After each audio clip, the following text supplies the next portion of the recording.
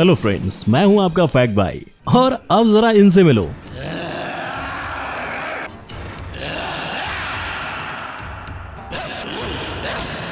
कुछ याद आया? ये है कालू भाई, जो इतने जड़े थे कि एक बार तो हवाई जहाज वालों ने इनके हवाई जहाज से सैर करने पर ही बैन लगा दिया था। और ये भाई साहब तो इतने लंबे चौड़े थे कि स्कूल में इनके लिए स्पेशल ऑर्डर देकर बेंच बनवाया गया था। और जब मरे तो 30,000 लोग इनका जनाजा उठाने आए थे। अब अगर मैं कहूँ कि खली आज जो कुछ भी है वो सिर्फ और सिर्फ अपनी एक बीमारी की वजह से है, तो क्या आप मानोगे? और आज मैं आपको दुनिया के ऐसे ही कई विशालकाय लोगों से मिलवाने जा रहा हूँ जिनकी जाड़ी और लंबी बॉडी की वजह से वो दुनिया भर में फेमस हो गए। In our today's video title, largest humans to ever live on. Number 1, many Yarbrough. September 5th, 1964, December 21st, 2015। चलो सबसे पहले बात करते हैं कालू भाई के बारे में। हमें काले हैं तो क्या हुआ, दिल वाले हैं। हमें काले हैं तो क्या हुआ, दिल वाले हैं। जिनका नाम है मैनी यारब्रो। इन्होंने न सिर्फ फिल्म में अक्षय कुमार को चूहे की तरह उछाल उछाल के फेंका था, बल्कि असल जिंदगी में भी इन्होंने अपने इसी भारी वजन और ताकत की वजह से खूब नाम कमाया। इनकी हाइट 6.8 फीट और वेट 400 kg के आसपास था।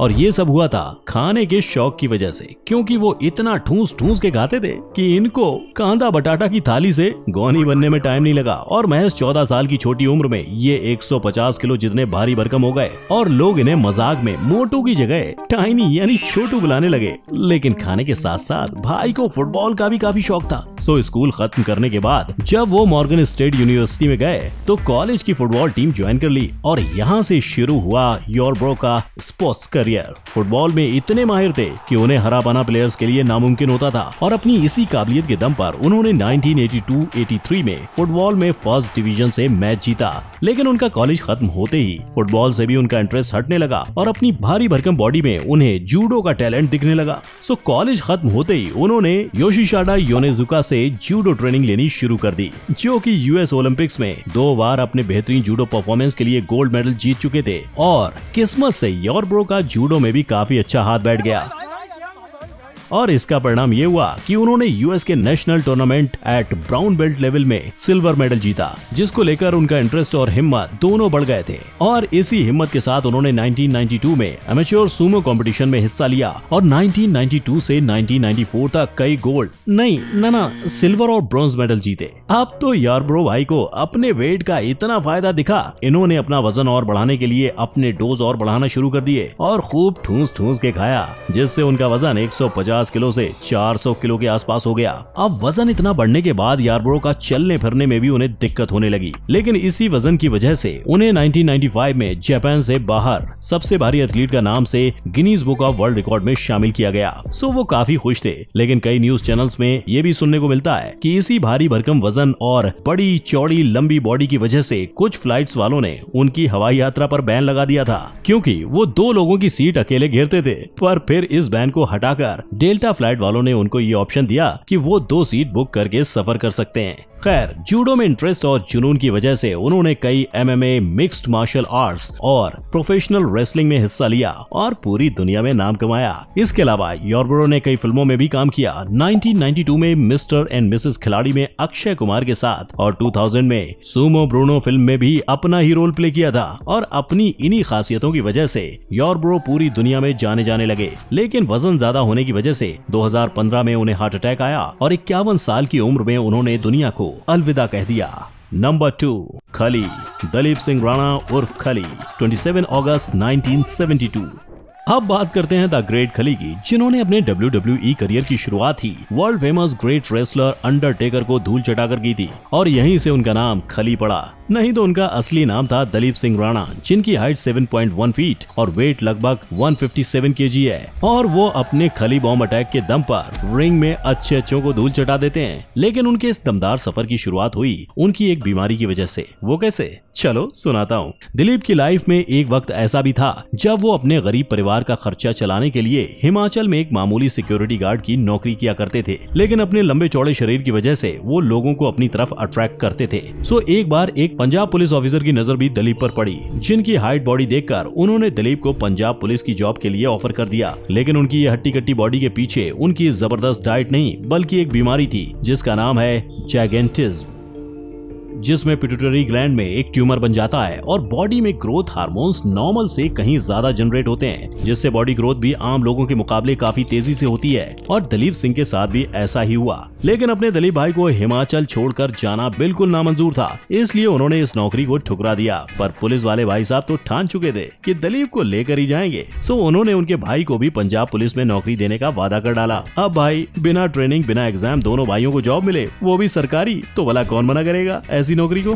सो खली भी खुशी खुशी इस जॉब के लिए राजी हो गए। अब पंजाब पुलिस ज्वाइन करने के बाद दिलीप को रेसलिंग में इंटरेस्ट आने लगा। सो उन्होंने नौकरी के साथ साथ जालंधर में रेसलिंग की ट्रेनिंग लेना शुरू कर दी और सन 2000 में अमेरिका के ऑल प्रो रेसलिंग APW से उन्होंने अपने रेसलिंग करियर की शुरुआत की। रेसलिंग के रिंग में कदम रखते ही पूरे APW में दिलीप का नाम जायंट सिंह के नाम से गूंजने लगा और उनका खतरनाक वार झेलना हर किसी के बस की बात नहीं थी। 2001 में ब्रायन ओंग नाम के एक रेसलर ने तो उनके वार से घायल होकर रिंग में ही दम तोड़ दिया था, जिसके बाद जायंट सिंह का ये खौफ 2006 तक APW में बना रहा और जायंट एक के बाद एक दमदार परफॉर्मेंस देते गए। नतीजा ये हुआ कि WWE के कई ब्रांड्स उन्हें कॉन्ट्रैक्ट ऑफर करने लगे। ऐसे में जायंट ने 2006 में पहला कॉन्ट्रैक्ट साइन किया और पहले ही फाइट में अंडरटेकर को धूल चटाकर अपनी एक पहचान बना ली और यहीं से उन्हें एक नया नाम मिला, द ग्रेट खली। उनका ये सफर 2017 तक चला, जिसमें उन्होंने कई WWE चैंपियनशिप और अवार्ड्स जीते और बड़े बड़े रेसलर को खूब धूल चटाई। इस 11 साल के WWE के करियर के दौरान और 2007-2008 में दुनिया के सबसे हैवीवेट रेसलर के खिताब से भी नवाजा गया और वो रेसलिंग वर्ल्ड को और भी ऐसे चैंपियंस दे सकें, इसके लिए उन्होंने 2015 में पंजाब में एक कॉन्टिनेंटल रेसलिंग एंटरटेनमेंट नाम का रेसलिंग स्कूल भी खोला। वैसे अपने खलीदा सिर्फ लड़ाई में ही नहीं बल्कि एक्टिंग में भी उस्ताद हैं, तभी तो उन्होंने बॉलीवुड हॉलीवुड फिल्मों और टीवी शोज में भी काम किया, जैसे बिग बॉस, कुश्ती, द लॉन्गेस्ट यार्ड और WWE रॉयल रंबल। और फिलहाल दादा लड़ाई वड़ाई छोड़कर अपनी वाइफ हरमिंदर कौर और बेटी के साथ अपनी लग्जूरियस लाइफ को एंजॉय कर रहे हैं। Number 3, Robert Wadlow, February 22, 1918, July 15, 1940। और ये है वो शख्स जो महज 13 साल की नाजुक उम्र में ही पूरी दुनिया का सबसे लंबा इंसान बन चुका था। इनका नाम था रॉबर्ट वडलो, जिनकी हाइट 8 फीट 11.4 इंचेस थी और इसीलिए लोग इन्हें एल्टन जायंट या फिर जायंट ऑफ द इलिनॉइस के नाम से भी बुलाते थे।